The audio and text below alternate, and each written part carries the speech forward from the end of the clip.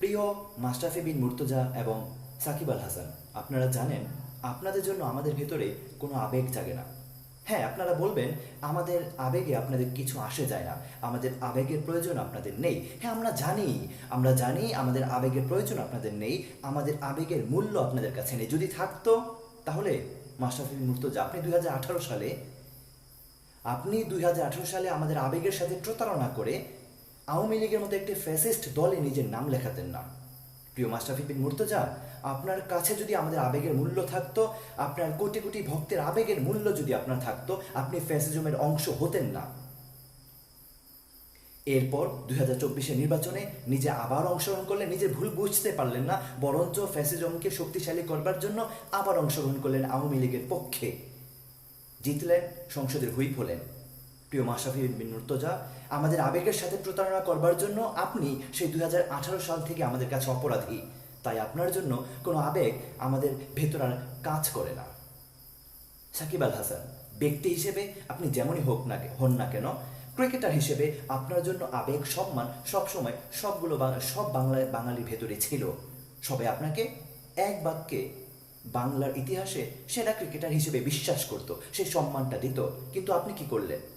আপনার কাছে আমাদের আবেগের কোনো মূল্য নেই। সেজন্য আপনি ফ্যাসিস্ট দলে নিজের নাম লেখালেন, ফ্যাসিজমকে শক্তিশালী করলেন, 24 নির্বাচনে অংশগ্রহণ করলেন, জিতলেন। শুধু এখানে সীমাবদ্ধ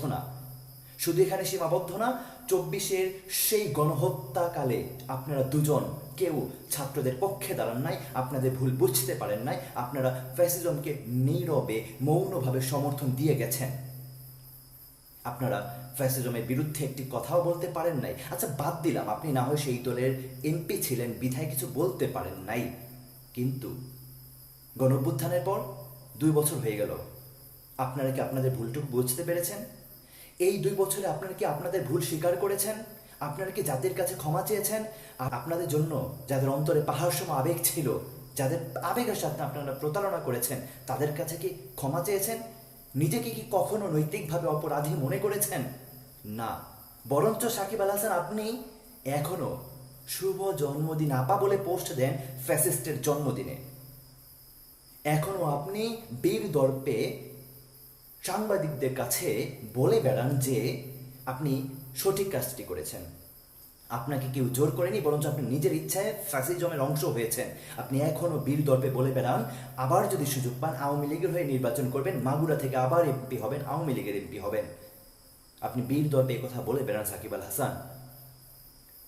মাশরাফি বিন মুর্তজা, সাকিব আল হাসান, আপনারা আমাদের আবেগে যেই জায়গাটা দখল করেছিলেন, সেই জায়গায় আপনারা প্রতারণা করবার জন্য নৈতিকভাবে আপনারা যে অপরাধ করেছেন, এই অপরাধের শাস্তি কি?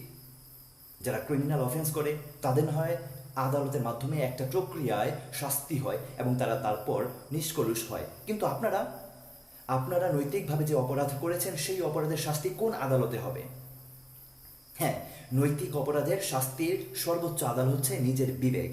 কিন্তু আপনাদের সেই আদালত, সেই নিজের বিবেক এখন অবধি জাগ্রত হয় নাই, যে জন্য বাংলাদেশের সাথে এখনো নিজেদেরকে মেলাতে পারেন নাই, এখনো জনতার কাতারে আসতে পারেন নাই।